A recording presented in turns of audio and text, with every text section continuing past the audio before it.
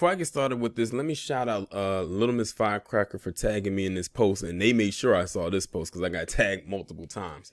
But remember how in another video I was saying how I'm noticing that it's a lot of Asian identified women or Asian American women that keep pushing this narrative that black people are the ones that are attacking Asians in mass.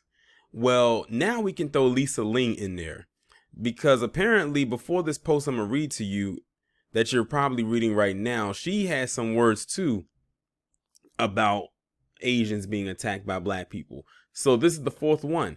And like I said, I'm noticing the pattern that it's mainly the women that's doing it. It's not saying that there aren't any men doing it, but I'm seeing and noticing it's mostly the women that are. So this is Lisa Ling's Twitter page, or her a tweet. She said available information suggests the perpetrators of anti-Asian hate incidents were predominantly male and disproportionately white. And that's coming from the University of Michigan. And this is a post from her Instagram. It says, I wanted to share some of the key findings of a recent study conducted by @U of Michigan that examined reports of over 4,300 anti-Asian hate-related incidents. Some believe that a particular race is perpetuating mostly the crimes against Asians, and I post this not to point fingers, but to dispel some of the myths that are percolating. The truth is attacks are coming from everywhere. Now look at that. It went from is mainly black people to now it's everywhere. It's almost like they all lives mattered this post. But let me continue. And I would be remiss if I didn't mention that according to the head of the NYPD Asian Task Force, a major common denominator in many of the attacks there is mental illness. Now it's mental illness, but when it was allegedly black people doing all of it, mental illness was never mentioned. See, even with this, giving cover yet again. And you wonder why I call a lot of Asian women concubines when it comes to dealing with Zaddy. But let me continue. This does not mean that the crimes are not racially motivated, as movement has been weaponized against Asians, but it's imperative that we be as educated as possible about how we can directly deal with the crisis. Otherwise, we will inevitably default to mistruths and mischaracterizations that are not grounded in truth. Do you know I can summarize this entire post up into just a few words? Lisa Ling, in other words, was just giving basically cover to white men. Like she used words like mental illness.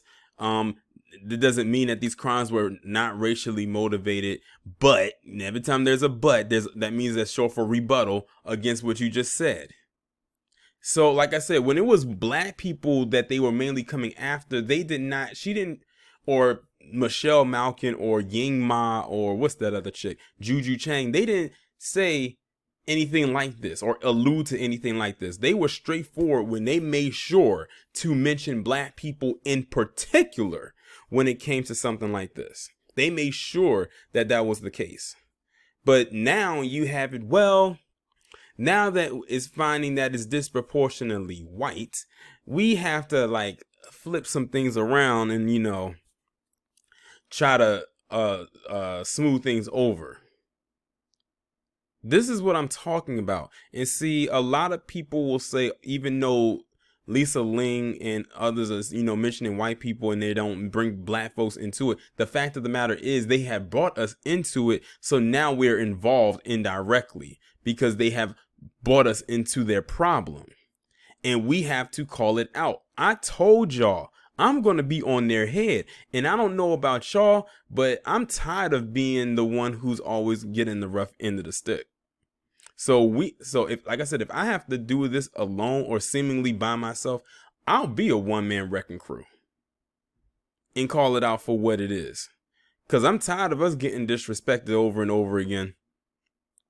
Cause like I said, I love us too much to not say anything. Some will rather just roll over and deal with it, not me. And like I said, we have to get ahead of whatever propaganda they're trying to put out there. Unfortunately, not too many of us are there, and they're they're continuously pumping out more propaganda more continuously. Now, like I said, we're not saying that black people haven't been in altercations with Asian people, but the way that they frame it, especially that Ying Ma and them hit pieces that she has written, She's trying to make it seem like it's only black people that's been doing it. She even did so much as reach back years ago into other things and try to say, use that as a case study. I saw earlier today in a video, well, not in a video, in an article where you had, it was this case where this young Asian individual, I'm not sure if she was a girl or not, or maybe a grown woman, who was like viciously murdered back in 2017. Now, at the time, because they said she was burned to death. At the time when that happened, they didn't label it as a hate crime. But now that they have the hate crime on the books for them, they came right back 4 years later and said it has now been deemed a hate crime. And they're going to do that with a lot of stories. Watch what happens. They're going to pull up a lot of old stories and put a hate crime attachment to it. Now, I'm not saying what happened to that young lady wasn't bad, because that being burned alive, that's crazy. But it's just amazing that they now have made it a hate crime because of what's on the books. And like I said, expect them to do more of that going forward. Like, I can already foresee it. And the thing is, it doesn't take a rocket science to figure out what they're doing. It's pretty damn obvious. But yeah, I see what Lisa Ling is trying to do right here, and she can go sit down with that. But y'all let me know what y'all think about this down in the comments, and I'll talk to you in the next one.